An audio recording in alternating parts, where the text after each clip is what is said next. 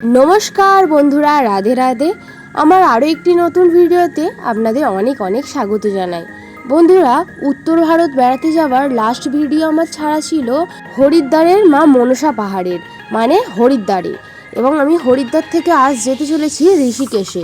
বন্ধুরা, ঋষিকেশ তো যাবই, কিন্তু তার আগে হরিদ্বার থেকে কিছুটা দূরত্বেই পড়ে দক্ষ মহাদেব মন্দির। মানে সতীর পিতা দক্ষ রাজা যখন মহাদেবকে অনেক অনেক অপমানিত করেছিলেন, সেই কারণেই সতী স্বামীর অপমান সহ্য না করতে পেরে নিজের প্রাণ ত্যাগ করেছিলেন। আমরা রয়েছি এখন সেই মন্দিরেই, মানে দক্ষ মহাদেব মন্দিরে। দক্ষ মহাদেব মন্দির ঘোরার পর আমাদের গাড়ি ছেড়ে দিল। আমরা রওনা দিলাম একদম সোজা ঋষিকেশের উদ্দেশ্যে। ঋষিকেশ হরিদ্বার থেকে প্রায় 29 কিলোমিটার দূরত্বে অবস্থিত।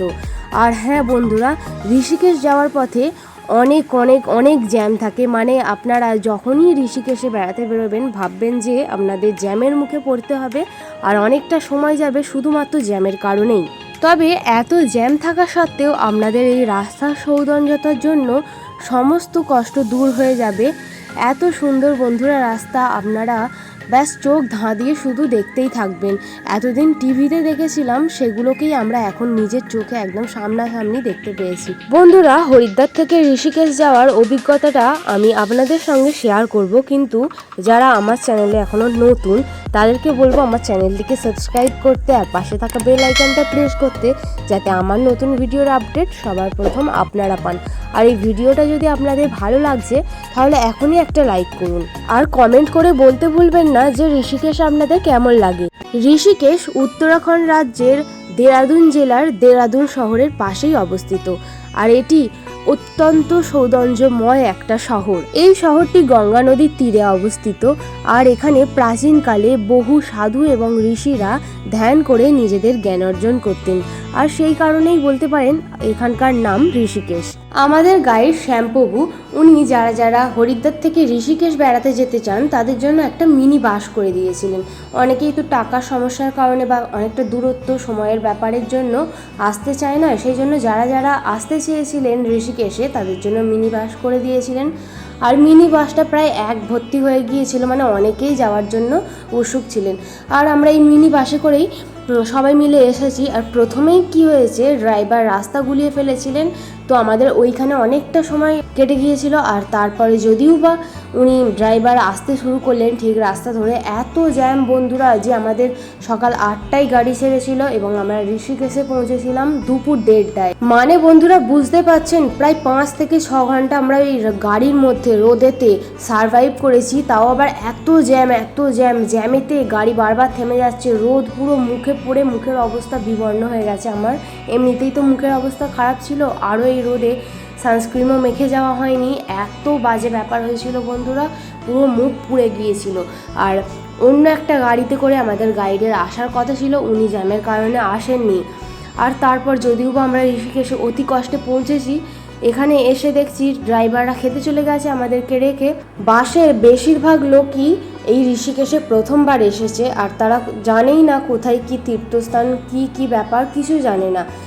তো আমার একটা দাদু, উনি যে আমাকে নিয়ে গিয়েছিলেন, উনি একবার জাস্ট বেড়াতে এসেছিলেন, ওনার একটু আধটু চেনা ছিল। আর আমি তো ফোনে গুগলে ম্যাপ দেখিয়ে পুরো এক বাস লোককে আমরা দুজন মিলে গাইড করে শুধুমাত্র এক জায়গাতেই ঘোরাতে পেরেছি, সেটা হলো এইখানে। দেখুন, আমি এখন হেঁটে চলেছি রামঝোলাতে। ভগবান রামের কৃপায় অতি কষ্টে রামঝোলাতে উঠতে পেরেছি। আর তখন লক্ষণঝোলা বন্ধ ছিল, কাজ চলছিল ব্রিজেতে, সেই জন্য আমরা লক্ষণঝোলাতেও যেতে পারিনি। আর মাতা জানকী ঝোলাটা তো অনেকটা কিছুটা দূরত্বে ছিল, আর অনেকে ভয়ে আরও যেতে চায়নি, কারণ আরও দেরি হয়ে যাবে ফিরতে, যদি সন্ধে হয়ে যায়, সেই কারণে অনেকে যেতে চায়নি। সেই জন্য আমাদের জানকী ঝোলাটাও ঘোরা হয়নি। আর রামঝোলার পাশে একদম এই ঘাটটা, মা গঙ্গার ঘাটে আমরা একটু বিশ্রাম নিলাম, কিছুটা সময় মা গঙ্গার কাছে অতিবাহিত করলাম, একটু হাত মুখ ধুয়ে, কেউ কেউ একটু দাঁড়িয়ে জল খেয়ে, একটু ছবি তুলে, এইভাবেই আমরা মা গঙ্গার কাছে কিছুটা সময় জাস্ট অতিবাহিত করেছি। তারপর আবারও রামঝোলা দিয়ে আমরা ফিরে গেলাম আমাদের বাসের দিকে। আর দেখুন পেছনে আপনারা দেখতে পাচ্ছেন রামঝোলাটা কত সুন্দর। কি সুন্দর হতো যদি আমাদের গাইড আমাদেরকে নিয়ে আসতেন আর রামঝোলা আর মাতা জানকী ঝোলা দুটোই ঘোরাতেন। কিন্তু আমাদের তীর্থ অপূর্ণ রয়ে গেল ঋষিকেশের। তবে কোনো এক সময় আবারও যাব ঋষিকেশে, আর তখন যাত্রা অবশ্যই পূর্ণ হবে। রামঝোলার নিচে খুব সুন্দর রাফটিং হচ্ছিল, ওগুলো একটু দাঁড়িয়ে অনেকটা সময় ধরে দেখতেও ইচ্ছা করছিল, আরও মনে হচ্ছিল যে যদি আমিও এরকম রাফটিং করতে পারতাম। তবে এইগুলো একটু অপূর্ণ থেকে গেল। আর বন্ধুরা, আপনারা ঋষিকেশে গেলে অবশ্যই সানস্ক্রিন ইউজ করবেন, আর টুপি অবশ্যই নিয়ে যেতে পারেন নিজেদেরকে রোদ থেকে প্রোটেক্ট করার জন্য। আমি যে দাদুটার সাথে গিয়েছিলাম, ওনার সাহসিকতা আর আমার একটু সহযোগিতার জন্য সকলে মিলে আমরা এই রামঝোলায় ঘুরতে পেরেছি, এতেই আমরা অনেক খুশি হয়েছি। আমার নিজের দাদুরা তো যায়নি আমার সাথে, সেই কারণে ওনারা অনেক চিন্তায় পড়ে গিয়েছিলেন যে কিভাবে কি করছে, কি খাচ্ছি, কি করছি, অনেক চিন্তায় পড়ে গিয়েছিল।